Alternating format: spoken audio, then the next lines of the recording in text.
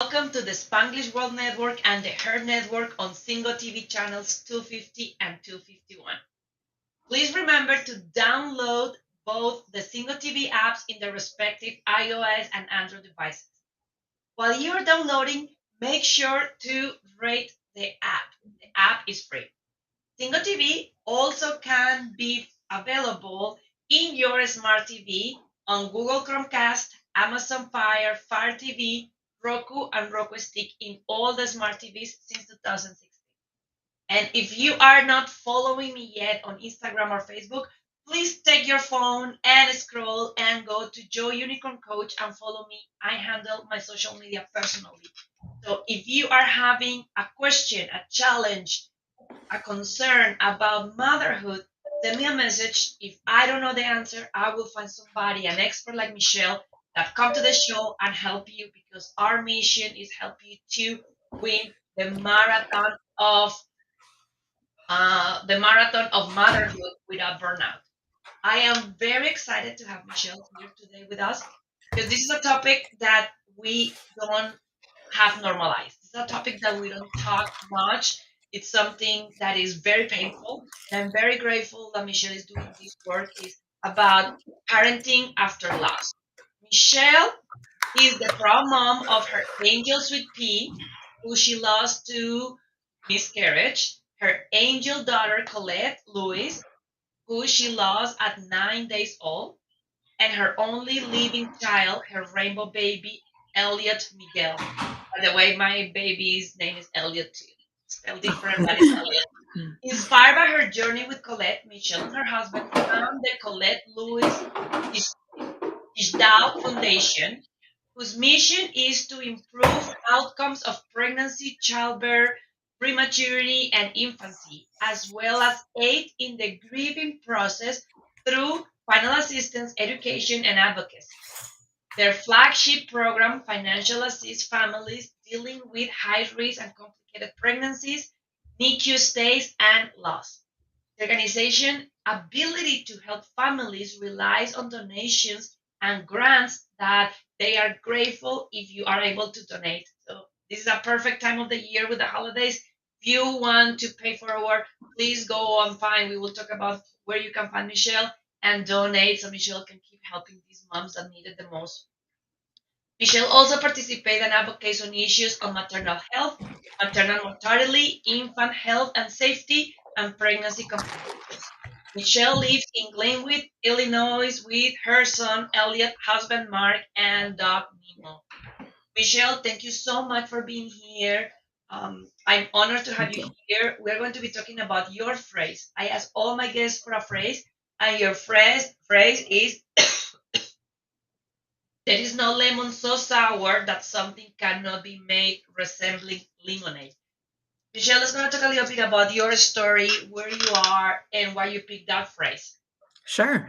Yeah. Thank you for having me. I picked that phrase. It was a phrase I saw on a TV show before we had experienced loss, and it really just spoke to me. And I thought about how powerful that is. That even on the worst case scenarios, we can really make something out of them. And it stuck with me. And then as we went through loss and we went through struggles, I kept kind of coming back to that and kept thinking about it. Um, and then I think, when we started this organization, that was kind of, I said it was our unofficial motto, right? Was that. And so it was taking the experiences, what we had learned, and keeping, you know, being parents and keeping our child's life as a meaningful one, and doing this. And it's something resembling lemonade, right? And, that's not to say that I wouldn't love that if I could snap my fingers, um, that they that my daughter would come back and I wouldn't have to deal with this, right? Like I would love that. That's not the hand I got dealt, unfortunately. And so how do I, kind of move on from that? And so that was really what I did. Yeah, my story is, it's kind of wrapped up a lot in my bio, but really it was dealing with infertility, getting pregnant on my first round of IVF, being thrilled, being excited that we were finally pregnant, and then miscarrying. And it's one of those things that, like, until it happens to you don't really know about it. And I think, you hit on it a little bit about saying that we don't talk about this. It's not normalized. And so what I found was that as I started to tell people about my miscarriage, and I kept that pretty quiet, but told, we had told family members. So, going back and telling family members that we had it, a few people at work that I had to tell, that kind of thing. And what I found was overwhelmingly people were like, oh, yeah, that happened to me. Oh, yeah, I had one. Oh, yeah, I had one. And it was like, where were you to tell me these things before it happened? And so really sitting in that and thinking about that. And then we went on, and so on our third round of IVF, we got pregnant with our daughter Colette. And pretty standard pregnancy. We made it past the first, like, scary first trimester, and really thought it was good, thought everything was fine. And then a standard OB appointment, found that I had preeclampsia, and was sent to the hospital and was told I would be admitted until I delivered. And so, just as like a context, that was the evening of May 8th, and I wasn't due till September 7th. So, right? I mean, just like, yeah, right, exactly. Your look is probably somewhat similar to the look I had when the doctor's telling me this, and I think it was just very much, let me sit with that. But, all the questions that were going through my head, I mean, everything from, am I going to survive this? Is my baby going to survive this? To the mundane of, we don't have a car seat, we don't have a crib, we don't have anything, to all the stuff in between, which is really the bulk of stuff I think, we as moms have to deal with. Right. So it was like, okay, I'm here and I'm focused on this, but, what about, I'm supposed to be supporting a team at work. What am I doing from a hospital room? I was not expecting to do it this early, right? I was expecting to, continue on for a little while longer. All of those things. How are we managing this and how it looks, for the future, and all of that? And I think, really it was in that I started to really think about the financial piece, because I'm grateful every single day, and I feel so privileged that we didn't have to have that worry about finances. We could survive it. And I also knew how few families could. And so just thinking about how much easier the road was when we didn't have to worry about finances on top of everything.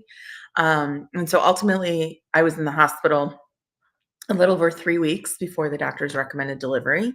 And then I delivered emergency C-section, fairly traumatic birth, at 24 weeks and 5 days. And Colette was born and went straight to the NICU. In fact, were it not for my husband, who basically, very mild-mannered husband, who basically, like, really got, forceful and said, she is going to go see Colette on her way to back to her room.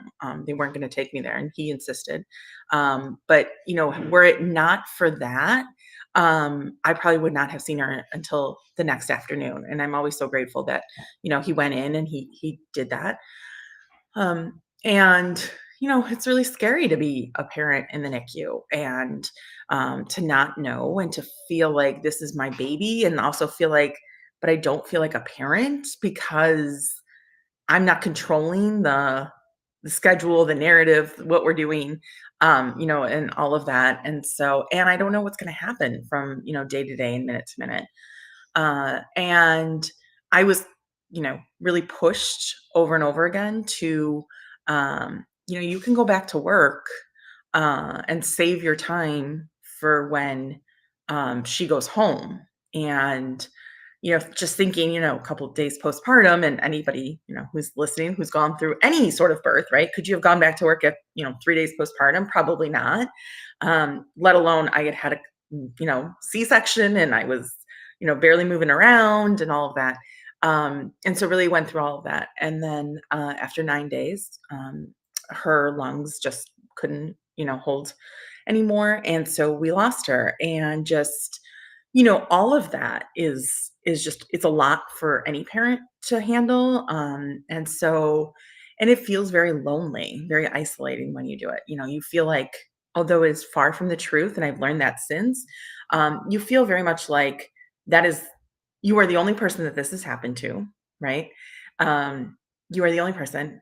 Mom guilt is a real thing, and so I felt very guilty that it was my body who, um, did do the right thing.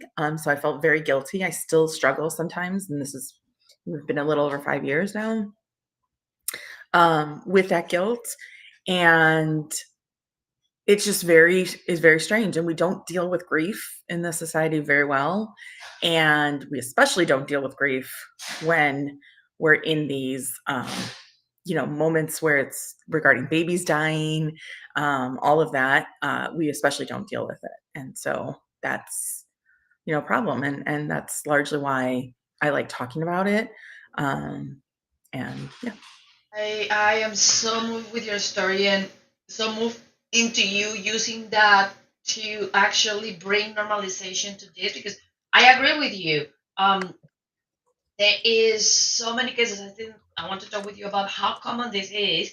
I was just this week seeing in a post of a mom going into a mom group saying that she was really afraid because she announced earlier her pregnancy on that scary first trimester, and it's almost like a taboo. Like, oh no, Right, you don't announce before the first trimester because if anything happened, so that make it feel like there is something wrong. And then if I right, announce before that, and then she was like, we are happy, and the picture was beautiful, and I love this mom because she was like, and if we miscarriage, I will have still the memories of the joy of me sharing about this and the right, joy of me doing all of this.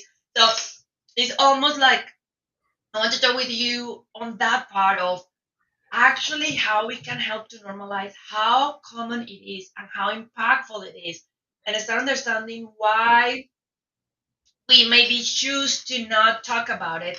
And then, from your perspective of a person that lived through this, when a mom talk about it, how we all can support her and be around her, because that is the other part that like, oh, I don't know what to do. Some moms, right, like I had personal connection with two friends that lost their babies, and one of them want a lot of help and support, and the other one didn't want to talk about it, didn't want to handle it, didn't want to. She want to do it, deal it by herself.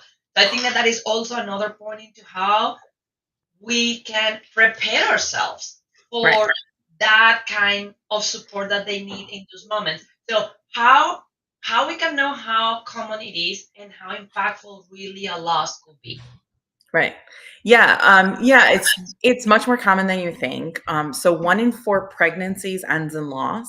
And so that's pregnancies, not women. I mean, 1 in 4 women is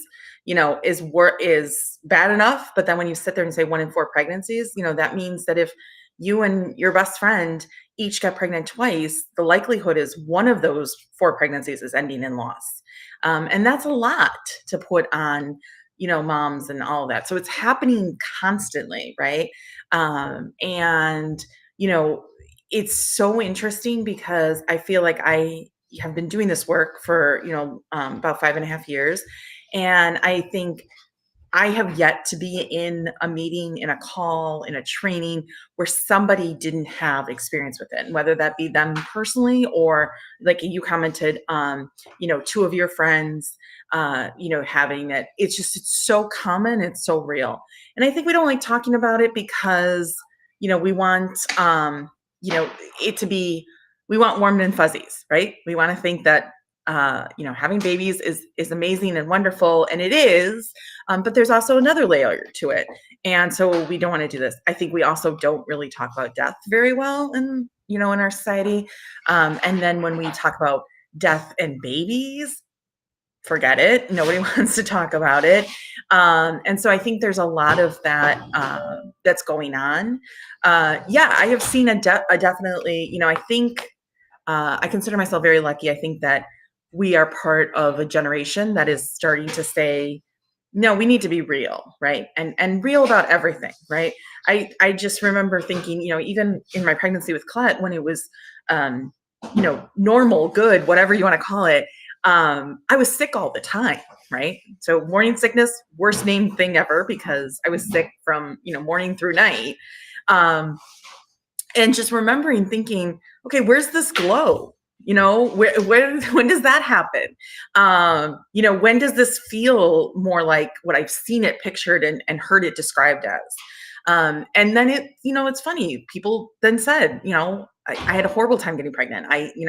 Or, you know, being pregnant, you know, all of that kind of stuff. And I think, you know, as we normalize a lot of that, including loss, I think that that's really important. And I think we have to do it knowing that we're going to get some resistance from some people. So, you know, you mentioned about announcing early, right? And that's a constant, you know, don't announce that early because something may happen. So with our son, our living child, we ultimately decided to use a gestational carrier. And so somebody else was pregnant, and we announced very early about our pregnancy. And part of that was we had lived our life kind of out loud and said it, and so we weren't going to hide away from it. And part of it also was I was having some experiences of loss of not carrying our child myself, and so for me, it felt like I needed a group. I needed cheerleaders. I needed, you know, people who were really invested from the earliest possible moment. And so I did that. And I had people who said to me, "You're not supposed to do that. You don't do that. You know, whatever."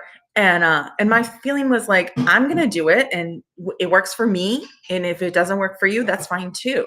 And I think, you know, after loss, it varies, right? I've known people who after loss don't really say anything until baby is here or until, you know, very late in a pregnancy. You know, all of that. And it's again, it's what works for you at that time in that pregnancy, you know, with whoever. And I think we need to just give people permission to make those decisions for themselves in whatever way it means. Yeah, I mean, the taboo about not announcing until the second trimester, I think is largely just other people don't want to hear about death. And so it's not about, you know, protecting the family, you know, the mom or parents or anything like that. I think it's about protecting other people who don't want to hear if something goes wrong. And so I think, you know, all of that is really factoring into it. And it's really just, you know, the same way that we kind of don't want to interfere in people's parenting and parenting choices unless there's something dangerous at play. You know, I think we need to do the same thing for pregnancies and announcements and whenever, you know, the family wants to do that. And I think that all of those are fine. And, oh, I can't hear you.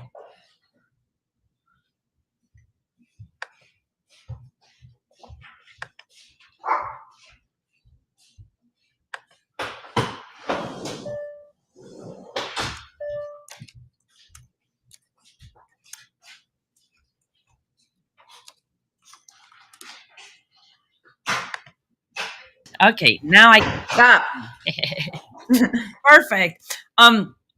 So it's very important to know about how we know that is different and can be approached like every other kind of trauma. It can represent itself in a different way. And the other one that I was smiling and remembering how much we need spaces like this and people like you and me to normalize it, that it happened with loss. For me, it happened with my fourth trimester. My fourth trimester was horrible. I had postpartum right, depression, postpartum anxiety. And I also remember saying, when this magical love and amazing, I love my newborn and we are happy and this is the best time of my life is going to come, because I was just crying and feeling horrible every single day. So it's part of that motherhood and part of why we need that support team and that support structure to actually tell us ahead of time and be willing to talk and say, hey, I have a loss, this is what happened, this is what I feel, I had this situation. Now, what are some of the tips that you can share with the audience if they ever um, experience and are navigating lost, either from a pregnancy or from a child, and then how to parenting after loss? right. Yeah. You know, I think the biggest tip I can give about navigating loss, if you are the one personally going through it, is, you know, I feel like I had always heard of grief in this sort of like straight line, right? We talk about stages of grief or whatever. So it's like, I experience this stage and then I move on and I do this. And that's not the way it happens. And it, in fact, it sort of looks more like, squiggles of craziness, So, um, it's grieve in whatever way you need that is possible, like whatever way you need at the time you need it. And if you're not doing yourself or others harm, whatever it is that you're grieving, however it is you're grieving, is the correct way, right? Because it works for you. And so, there's no rule, but you're going to be told things. It's time to move on. You can't do that. I remember an experience with my mom where she had asked something about, rules at the cemetery over decorating. She had asked something about it, and I said, "Oh, I don't know, but let me ask Mark, my husband, who at the time was going to the cemetery to say hi to Colette every day before work." And I said, "Let me ask him because he's been going more often." And she said, "What do you mean he's been going more often?" And I said, "Oh, well, he stops on every day on his way to work." And she said, "Oh, you need to put a stop to that. That's not good." And I said, I am not going to tell anybody how to grieve their child. And, I remember that moment, and I think, it was a learning lesson for both of us of it is important for us to grieve in whatever way we need to. And it's also important to realize the way I would grieve is very different than the way anybody else would grieve, right? And there's just different things that happen. And so, like you acknowledged, two of your friends, one who wants to talk about it, one who doesn't, and that's okay. And so I think always as a loved one, it's, show up and say you're there for whatever they need. And that might be, somebody who wants to talk, ad nauseum like I do. And that might be somebody who doesn't want to talk about it and everything in between. And they might change over time, right? They might want to talk about it and not want to talk about it. And, I have moments where, I don't want to talk about it, right? Where I just kind of am tired of being, the woman who talks about it all the time. And so sometimes I kind of just disappear behind it and I don't want to talk about it. And that's okay. That's where I'm at that moment. Um, and so, I think it's really just important to follow leads to really, recognize that this is a loss that is really intense and really powerful. And then that it's going to last a lifetime, right? It's losing your child. And it's not just, I didn't lose Colette at 9 days old. I lost Colette, as we go on. So, she would have turned 5 in May of this year.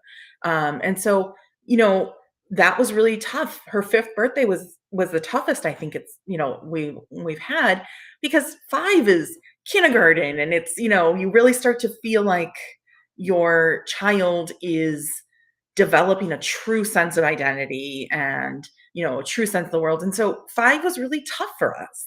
And that's not to say that it takes away from any of the other years being tough. The other years were tough too, but that one was in particular tough. And I'm sure that there will be other moments that will be, tougher.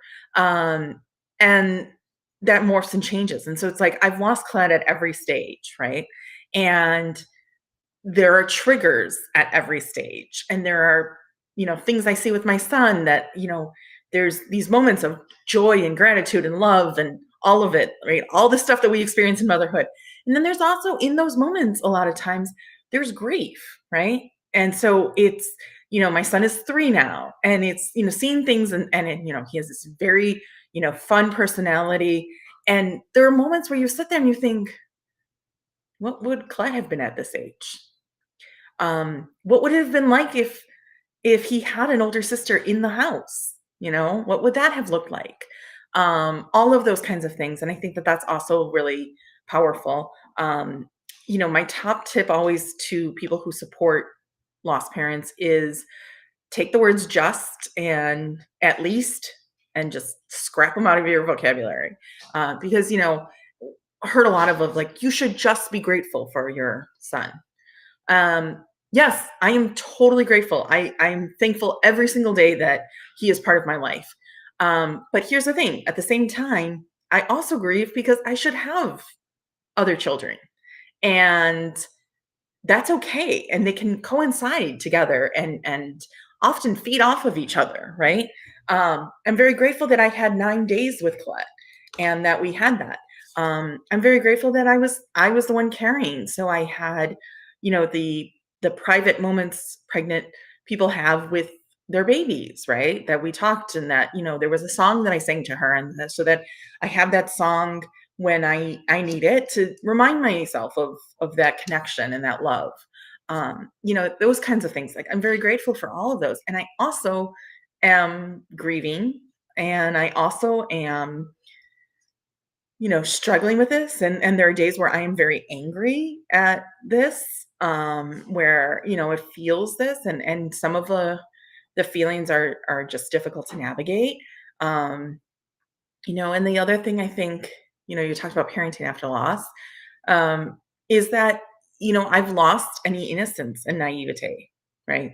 And so I think that a lot of parents sort of, yeah, things can happen, but you don't really want to acknowledge it. And so you're able to sort of compartmentalize and say, yeah, that happens, but like, I don't need to worry about it right now. And I live in the worst case scenario, right?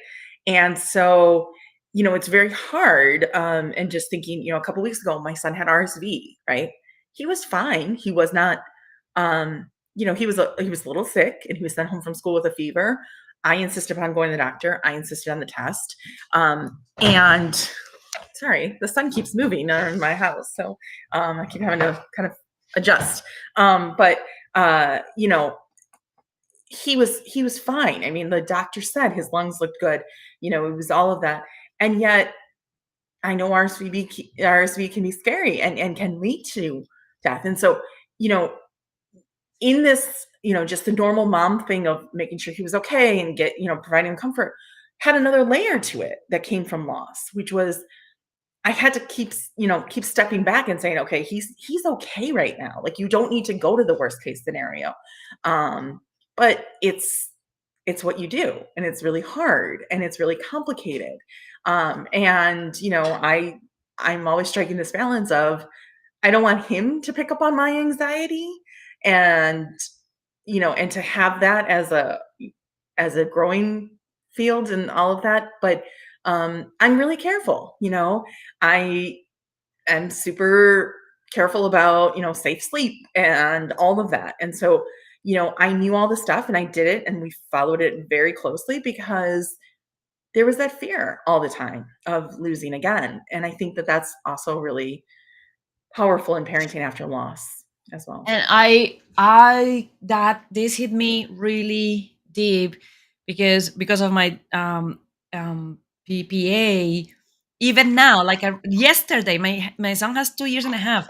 Yesterday I woke up and he's done sleep through the night, and I feel that anxiety and panic of what if he is going to be then. And then even now I have to go and check, and I'm sharing that because that is another part of judgment of Mhm. motherhood, and is that we don't know, and it's not our business to know what other mom is going through for her to be the way that she's parenting. So a lot of families like, oh, it's going to be okay, oh, you are exaggerating, oh, you are such a pessimist, it's going to be okay, or you are overreacting.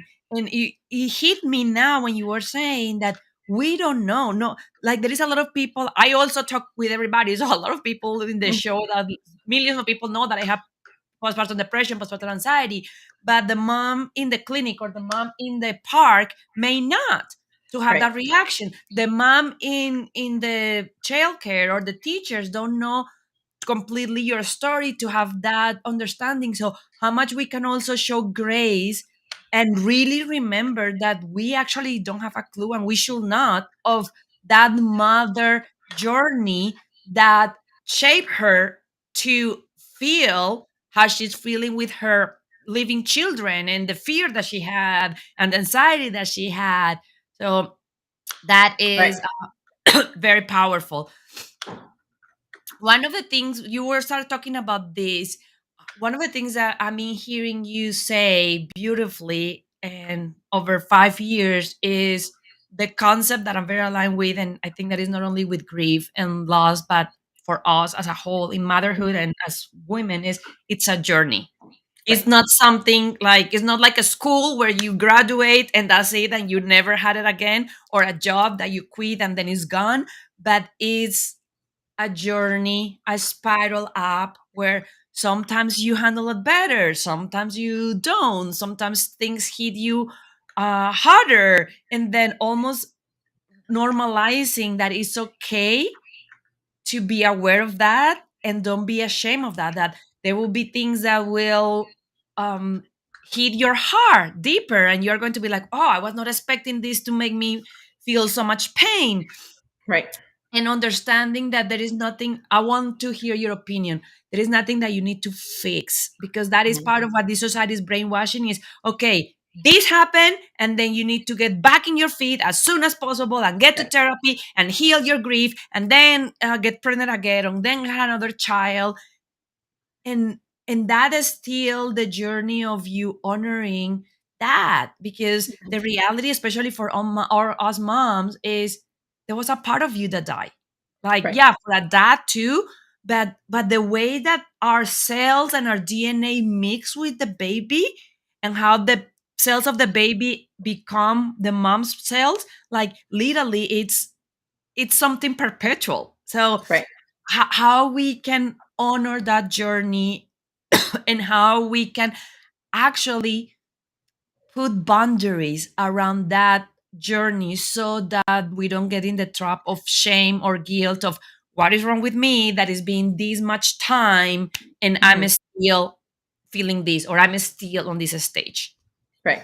I think it's educating people. I think it's, the more that we talk about and we share our stories, the more it becomes normalized on its own, right? And so, I think that that's very powerful.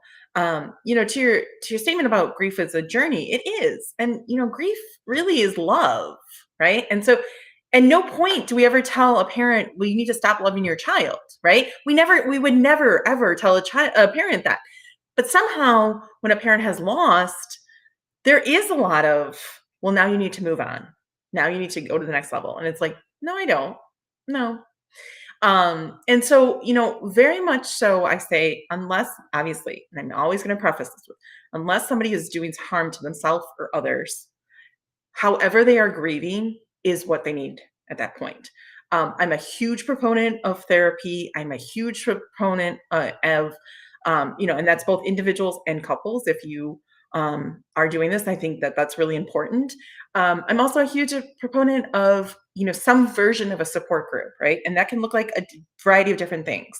But I think when you go through loss, being with other parents who have also lost and had similar stories is just so powerful, right? And I have, an ongoing chat with three other lost moms. I do attend a group and we have, meetings, but I just have a chat. And, if you look through it, most of it is just like, hey, I had this experience today and it just sort of really triggered me. And I just, I needed to say this. And there's something very powerful in being with, and this, this exists across the spectrum, right? This is for moms and all sorts of things, right? Moms who are grieving, who are dealing with high needs children, and moms who are, trying to work and do, the so-called work-life balance, all of that. Like we need the other support to say, yeah, what you're feeling, totally get it. 100% get it. And it doesn't solve anything, right? When I'm saying these things, when I'm messaging with my lost mom friends, when they're messaging me, we're not solving problems. We're just normalizing and saying, yeah, I get that. And there's something really powerful in that to say, that is. But it's the grief and the pain never go away. And I think trying to force it to go away or trying to um, force others to, compartmentalize it and send it away doesn't end. And the story that I always like to tell, for me, it's both sad and I think eye opening. So my grandmother had, as far as I knew, had three kids and was doing fine and whatever. And in her later years, developed dementia.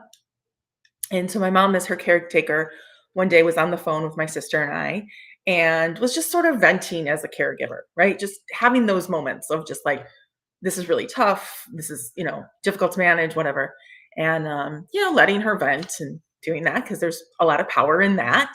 And then she said, and yeah, she woke me up at 3 o'clock in the morning screaming over, "Give me my baby. Why won't anyone let me see my baby? Let me see my baby. Let me see my baby." And she's, venting. And I let her vent. And then when she sort of took a pause, I said, "Mom, did she ever have a loss?" And my mom said, "You know what? She did."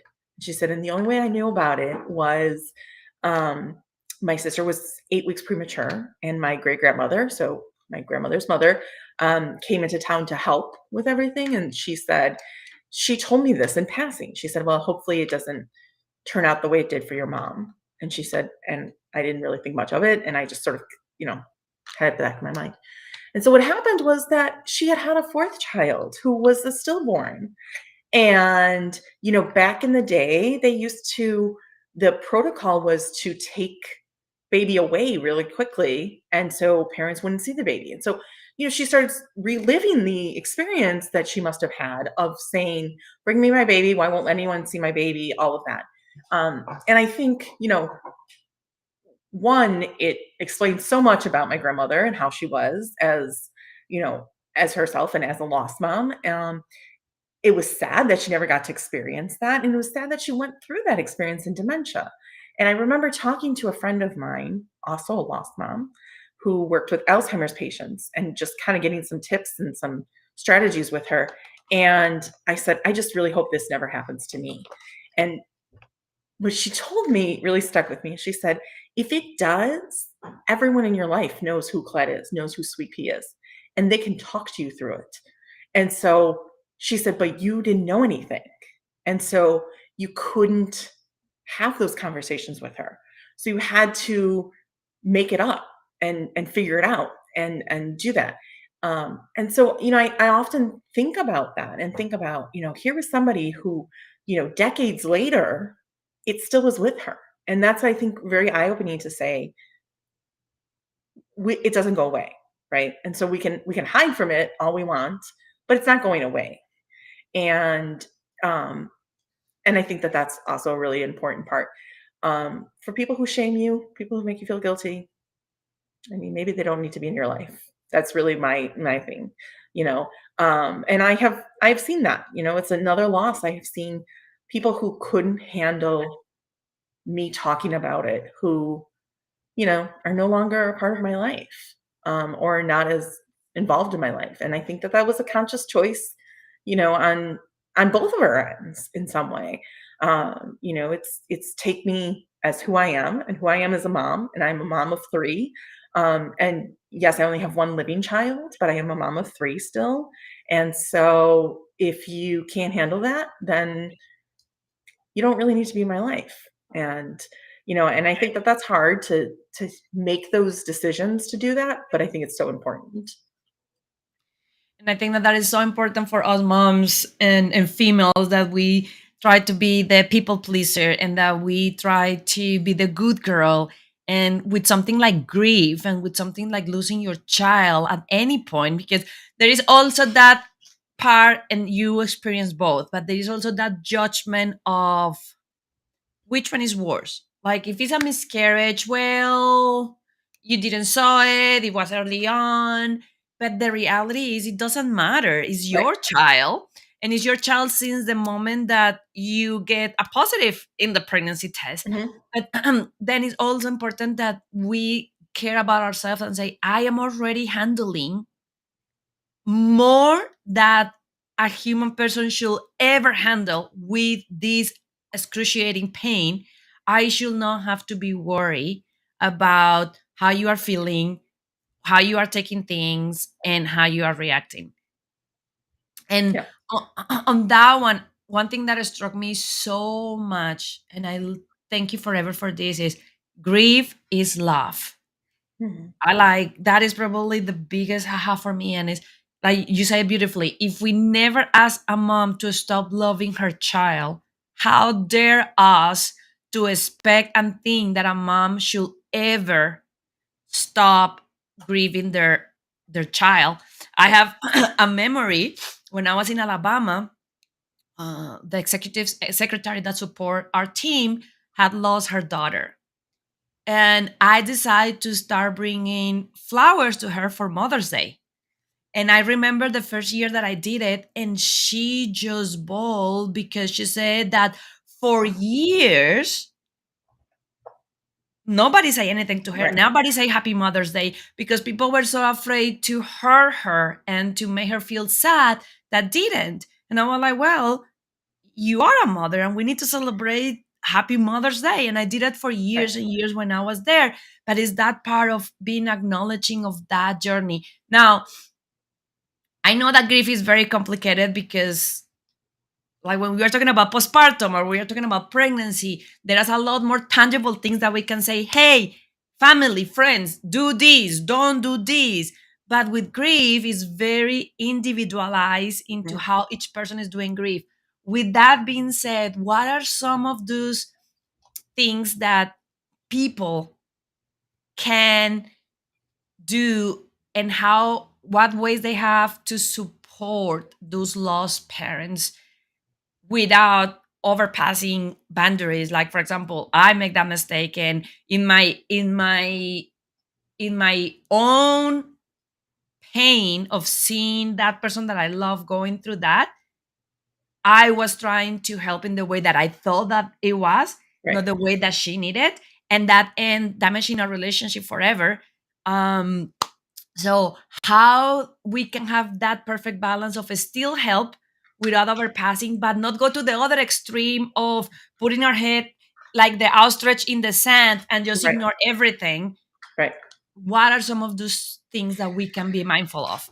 Yeah, I think it's, it's stepping back and really listening and really following their lead, right? So, if you have somebody who refers to their kids, all of them, whether they're here or not, and really acknowledges that, then that's okay to then acknowledge them as well. I think the Mother's Day kind of thing, that's a beautiful thing.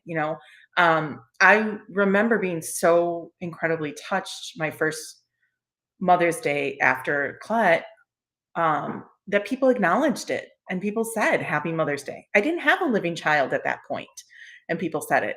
I love now that I do have a living child, and that, but that people acknowledge that Mother's Day is a complicated thing for me, right? Because yes, I'm loving it with my child, but I'm also grieving my other kids. And I'm grieving what could have been, and, all of that. I think it's really following people's leads. I think it's asking, um, and doing things. I think it's just simple things. I mean, we live in such an age of technology. You know, Sometimes just sending a message, and you don't even have to acknowledge it, just saying, I know today could be a tough day for you. Um, so just thinking of you, goes so far. So even if you have that friend who's not really going to talk about it, but who might feel that way, on a Mother's Day, on a birthday, on a, special day, on the holidays, whatever. I think that that's really important. I think it's letting them know that you are there for whatever they need, right?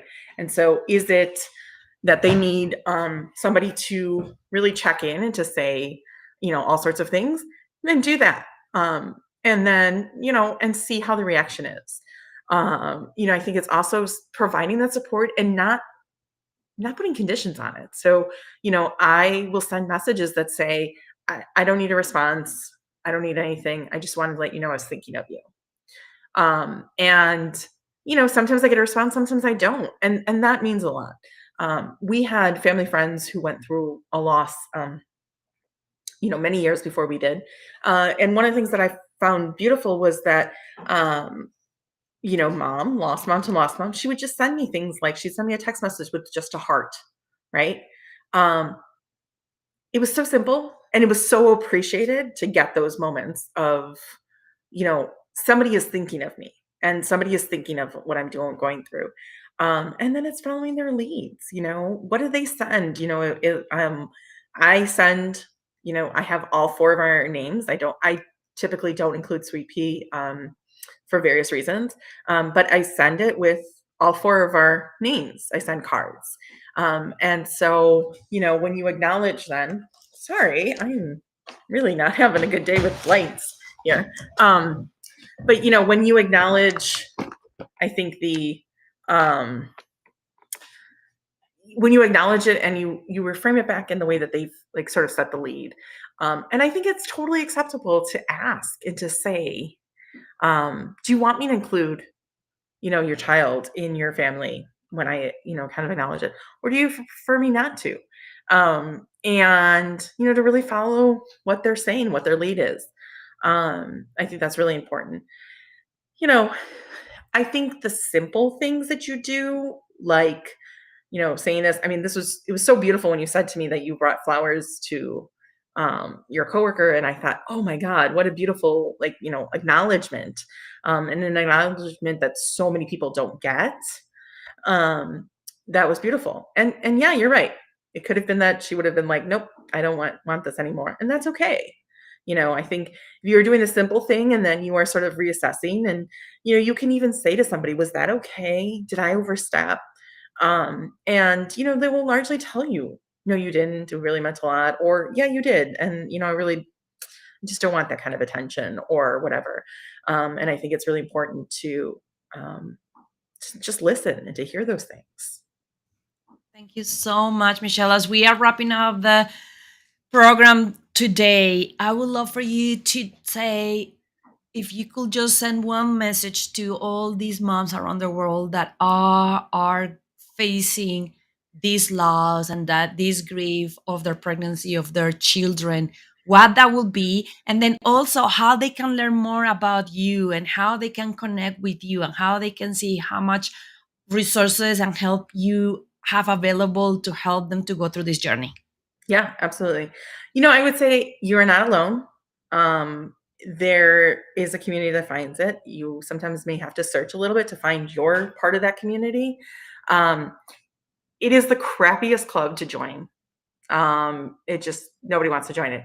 But when you find those, fellow club members, you find a really supportive, wonderful, beautiful community. And I think that that's really important to find that, whatever that looks like for you. And it looks different for all of us. I would also say grieve how you want to grieve, and do it in whatever way you want to. I think that that's really important. Um, yeah, I feel like there's like 6 other things I wanna say, but I'm gonna stop there. In terms of finding me, ColetteLouise.com, so it's COLETTE Louise.com. That's our website, and from there you can find us all on the social media platforms as well. My email is Michelle with 2 L's at ColetteLouise.com. And, um, really we have a bunch of resources. We have, places that have support groups. So if that's where you want to start and find something, let's do it there. You can always send me an email and say, I'm not finding what I'm looking for, and I will try to get you, connected in the best way I possibly can. And yeah, I think, it's really just all of us finding our resources and finding people who can help us through the journey. Thank you so much. And for all of you that are listening, if this resonate, if you have somebody that experienced loss or you experience loss and you want to help other moms and help Michelle in her mission of normalizing this and support moms, please consider going to ColetteLewis.com and donate in this season so she can expand her reach. Michelle, thank you so much for having us, for being here with us.